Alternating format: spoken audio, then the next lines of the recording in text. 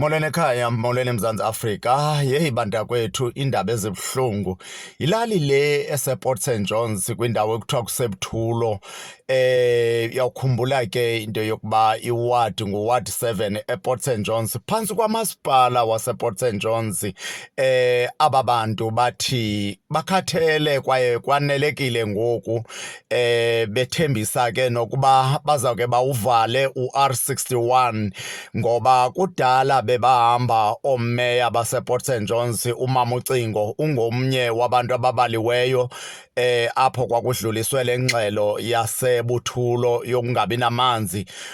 UMr uMeya Mangqo ungomnye wabantu ababechazelwe ngemeko yaseButhulo, kanti kwa abahlali bayayichaza into yoba ngexesha likaFikile Jama bake basuka bahamba babheka eMthatha beyothetha ngale ndima yamanzi angafumanekiyo eButhulo kulo mhlaba wasePort St Johns. Iwadi ke mbukeli apha ekhaya nguWard 7 ePort St Johns. Uceba wakhona ngoku njengoba sithetha nje nguBongile Ndude onguceba ngoku, kodwa ke abahlali baseButhulo bakhalazile besithi ke le meko kudala bephila kuyo. Bethi ke kunemilambo bebiza ke iPhuthini, kupitshizwayo zininzi iindawo abazibizileyo abathi ke bagoqoze kuzo amanzi.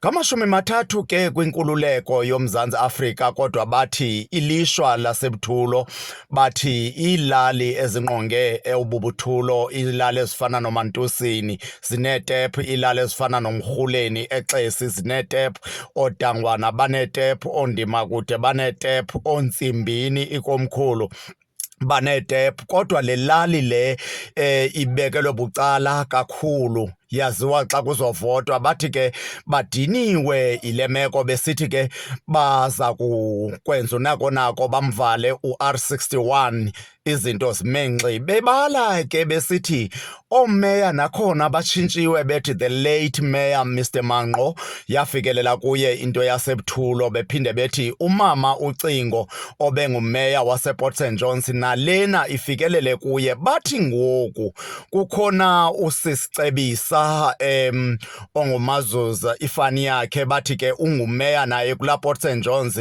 Bathi ke oko babezama bethetha ngesi simo kodwa abajongelwanga ntweni, besithi ke iyamangalisa kakhulu ngoku ngathi uButhulo bona abuvoti, kwaye ke beyixela into yokuba kudala bezenza iinzame, nangoku bethi ke bazawuthatha elo phulo loba bamvale u-R61 ukwenzela into yoba umeya ade aphendule nesigqeba sakhe OR Tambo nabantu bonke abachaphazelekayo kwicandelo lamanzi. Besithi ke le meko ibaphethe kakubi kakhulu, bethi bahamba umhlaba omde ukuze bafumane la manzi aselwayo.